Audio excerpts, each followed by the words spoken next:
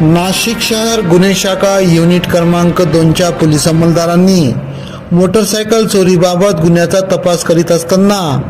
अट्टल motorcycle चोरट्यात जेरबंद करत तब्बल 9 मोटरसायकल चोरीचे गुन्हे उघडकीस आणत अत्यंत उल्लेखनीय अशी कामगिरी केली।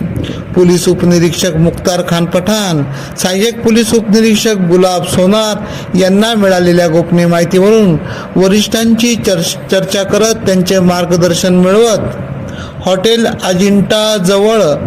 अंबड येथे आपल्या पथकासह सापळा रचत रितेश भगवान सुबर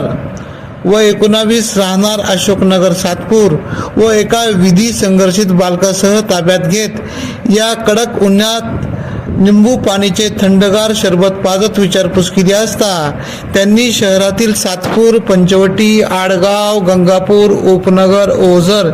येथून मोटरसायकल चोरल्याची कबुली दिली। तसेच त्यांच्या ताब्यातून 7,30,000 रुपये किमतीचे 12 मोटरसायकली हस्तगत करण्यात आल्या असून तसेच 9 मोटरसायकल चोरीचे गुन्हे उघडकीस आणले। सदरची कामगिरी प्रभारी अधिकारी सहाय्यक पोलीस निरीक्षक हेमंत तोडकर, सहाय्यक पोलीस निरीक्षक डॉक्टर समाधान हिरे यांच्या मार्गदर्शनाखाली पोलीस उपनिरीक्षक मुख्तार खान पठाण, सहाय्यक पोलीस उपनिरीक्षक गुलाब सोनार,